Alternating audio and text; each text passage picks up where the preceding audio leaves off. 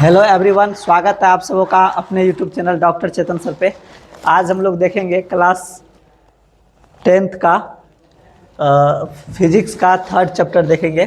पहला प्रकाश का परावर्तन देख चुके हैं, प्रकाश का अपवर्तन भी देख चुके हैं। आज देखेंगे मानव नेत्र को। तो देखिए, मानव नेत्र है तो मानव नेत्र मतलब ह्यूमन आई, आदमी का जो आँख है, इसी के रिलेटेड सभी बातें जानेंगे इसमें कि मानव नेत्र क्या है। मानव नेत्र वह प्रकाशीय यंत्र है जिसकी उपस्थिति में या जिससे हम किसी वस्तु को देखते हैं, प्रकाश की उपस्थिति में देखते हैं। तो आदमी की आंख से ये सब कुछ को दिखाई देता है।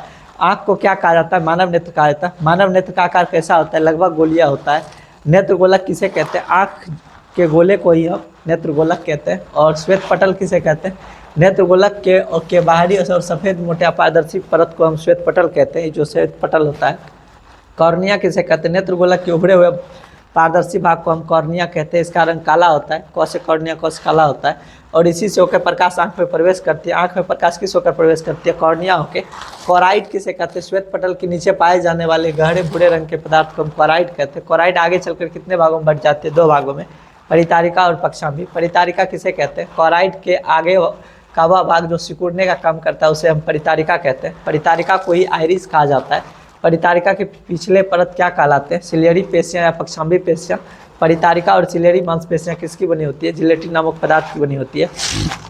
सिलियरी पेशियां क्या करते हैं? नेत्र लेंस को लटका कर रखती है।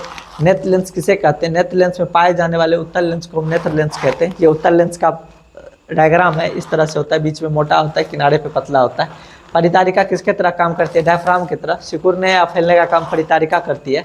सूक्ष्मग्राही अंग किसे कहते हैं? छोटे छोटे संवेदनाओं को ग्रहण करने वाले अंग को सूक्ष्मग्राही अंग कहते हैं। स्फटिक लेंस किसे कहते हैं? आंख में जो लेंस लगा होता है, उत्तल लेंस को स्फटिक लेंस कहते हैं। दृष्टि पटल या रेटिना क्या है? आंख में जहाँ प्रतिबिंब बनता है उस परत को हम रेटिना या दृष्टि पटल कहते हैं। रेटिना पर संवेदना कब उत्पन्न होती है?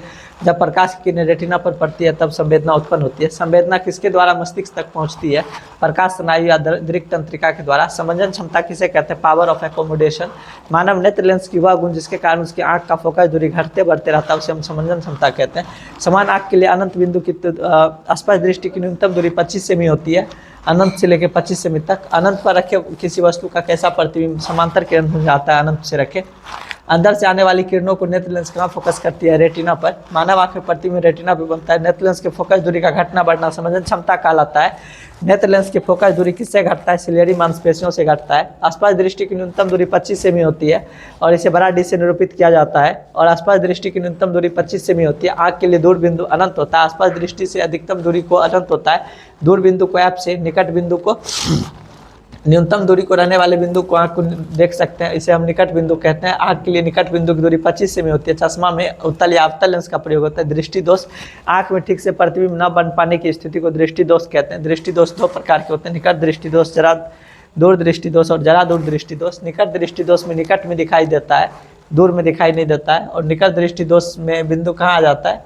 नेत्र के निकट आ जाता है। निकट दृष्टि दोष होने के क्या कारण है? निकट दृष्टि दोष होने का कारण है कि नेत्र लेंस का लंबा हो जाना या नेत्र लेंस का मोटा हो जाना। नेत्र लेंस के लंबा होने से फोकस दूरी बढ़ जाता है, नेत्र लेंस के मोटा होने से फोकस दूरी घट जाता है। अपसारी लेंस अवतल को बोला जाता है। दूर दृष्टि दोष किसे कहते हैं? वह दृष्टि दोष जिसमें दूर में ही दिखाई दे और निकट में दिखाई नहीं दे उसे हम दूर दृष्टि दोष कहते हैं। ठीक है, इसमें दूर में ही दिखाई देगा, निकट में दिखाई नहीं देगा।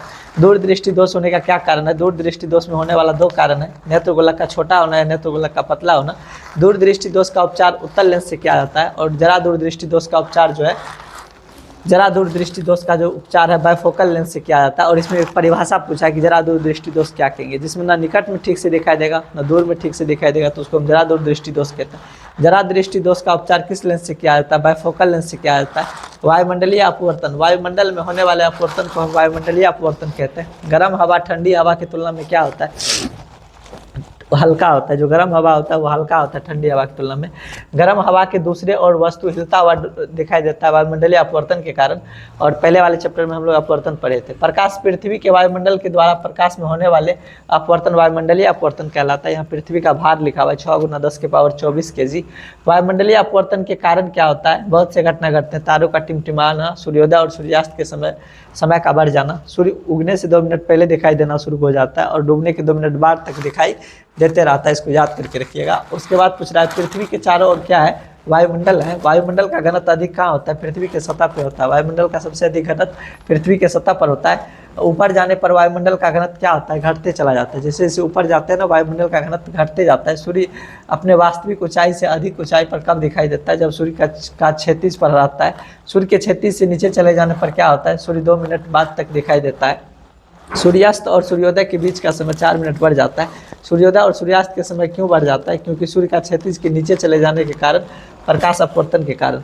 प्रकाश का वर्ण विक्षेपण, प्रकाश की श्वेत प्रकाश का अपने अवयवी रंगों में टूटने की घटना को हम प्रकाश का वर्ण विक्षेपण कहते हैं, याद रखिएगा। प्रकाश के वर्ण विक्षेपण जो होता है वो प्रिज्म से होता है। प्रिज्म जो है शीशा से बना होता है। श्वेत प्रकाश के अवयवी रंग है बेंजानी, पी नाला, बैगनी, जामुनी, नीला, हरा, पीला, नारंगी, इस तरह के। तो इसमें याद रखिएगा इसका, यहाँ पे इसका नाम दिया हुआ है। 7 रंग को याद करने का तरीका है बेंजानी, पी नाला, बै से बैगनी, जा से जामुनी, नौ से नीला, ह से हरा, पी से पीला, ना से नारंगी, फिर लाल हो जाता है। भिन्न भिन्न प्रकाश के भिन्न भिन्न रंगों का विचलन अलग अलग होता है। सबसे कम विचलन लाल रंग का होता है, सबसे अधिक विचलन बैगनी रंग का होता है। किस रंग का विचलन सबसे कम होता है? लाल का। और किस रंग का विचलन सबसे अधिक होता है? बैगनी का। किस रंग का झुकाव सबसे अधिक होता है? बैगनी का झुकाव सबसे अधिक होता है। नेक्स्ट वन है, किस रंग का झुकाव सबसे कम होता है? लाल का झुकाव सबसे कम होता है। और सबसे ज़्यादा तरंग दैर्ध्य किसका होता है? लाल रंग का होता है। सबसे कम तरंग दैर्ध्य किसका होता है? बैगनी का होता है। और जिसका तरंग दैर्ध्य कम होता है उसका झुकाव ज़्यादा होता है, उसका झुकाव झुकता है। जिसका तरंग दैर्ध्य कम होता है उसका विचलन अधिक होता है, वह अधिक झुकता है। जिसका तरंग दैर्ध्य अधिक होता है उसका विचलन कम होता है। प्रिज्म में कौन सी घटना घटती है? प्रकाश का वर्ण विक्षेपण। कांच में अलग अलग रंगों का प्रकाश का चाल अलग अलग होता है। कांच में किसका चाल सबसे अधिक होता है? लाल का। कांच में किसका चाल सबसे कम होता है? बैगनी का। बैगनी का अपवर्तनांक ज़्यादा होता है, लाल का अपवर्तनांक कम होता है। प्रकाश किस रूप में चलता है? तरंग के रूप में। प्रकाश का रंग किस पर निर्भर करता है? तरंग दैर्ध्य पर। बैगनी का तरंग दैर्ध्य का रेंज दिया हुआ है 400 नैनोमीटर से लेकर 700 नैनोमीटर तक। 1 नैनोमीटर में 10⁻⁹ मीटर होते हैं। प्रकाश के तरंग दैर्ध्य को किससे नापा जाता है? एंगस्ट्रॉम में। 1 एंगस्ट्रॉम 10⁻⁻10 मीटर के बराबर होता है। मानव का आंख रंग का पहचान किस आधार पर होता है? तरंग दैर्ध्य के आधार पर मानव का आंख जो है रंग का पहचान करता है। इंद्रधनुष जो होता है वर्षा के दिनों में देखने के लिए मिलता है, सूर्य के विपरीत दिशा मिलता है। इसमें श्वेत प्रकाश जो है 7 अवयवी रंगों में टूट जाता है, उसके बारे में यहाँ पे लिखा है। इंद्रधनुष का आकार अर्धवृत्ताकार होता है और वर्षा का बूंदे किस तरह व्यवहार करते हैं? प्रिज्म की तरह व्यवहार करते हैं। लटकने का अंग्रेजी क्या होता है? सस्पेंशन होता है। इंद्रधनुष प्रकाश की किस घटना पर? अपवर्तन या वर्ण विक्षेपण। इंद्रधनुष के बाहरी कोरे में कौन सा रंग होता है? बैगनी। प्रकाश का परिकिरणन क्या होता है? यह प्रकाश की एक घटना है। प्रकाश के किरणों का किसी छोटे से कण पे पड़कर विभिन्न दिशाओं में फैलने या छितरने की घटना को हम प्रकाश का वर्ण विक्षेपण कहते हैं, इसको याद रखिएगा।